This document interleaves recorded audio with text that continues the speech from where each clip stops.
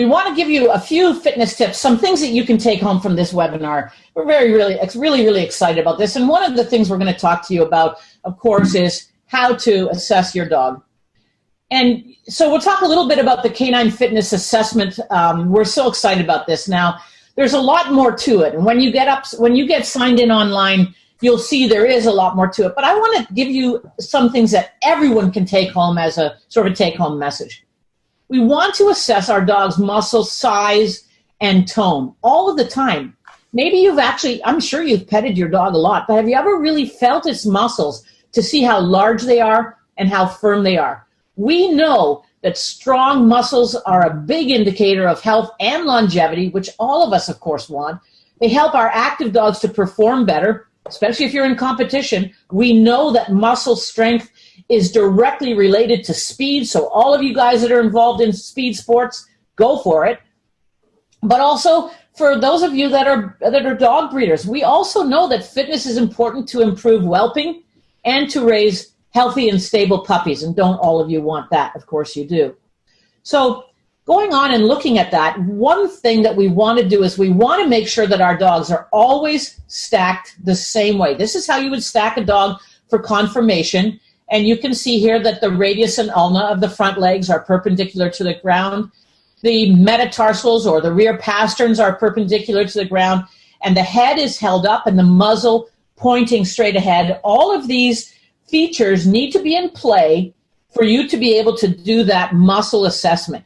Let's take a look at the muscles that you want to look at. There's 6 main big muscle groups here, and they're kind of color-coded. So you can see the shoulder is shown in green on the dog, etc. So we have the shoulder muscles. We have the core muscles, which are the paraspinals in red, the lateral abdominals in purple, and the ventral abdominals in orange. And then we have the rear leg muscles, which are the quads shown in blue, and the hamstrings shown in light green.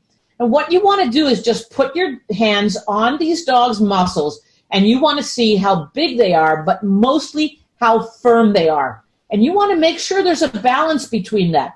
If, for example, your dog has great big shoulder muscles that feel like Arnold Schwarzenegger, but you go to feel their back leg muscles, in particular their hamstrings, and you feel them kind of sink in and they're wobbly like jelly, well, then you maybe should be worried about whether or not there's something going on in the rear. But certainly you know then you've got to target those rear leg muscles for strengthening.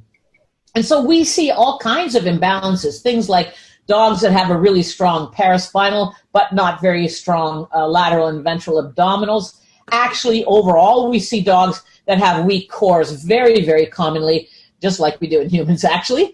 And so what we want to do, ideally, is to be able to tone up all of these muscles, and that's what this program will take you through.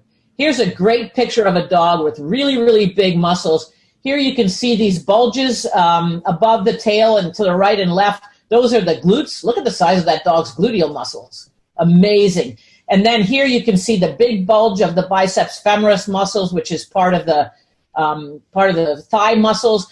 And then look at this round area right here on the inside of the thigh. That's the gracilis muscle. So all of these muscles are really important to be toned up. And that's what we want to achieve with our dogs for health and longevity.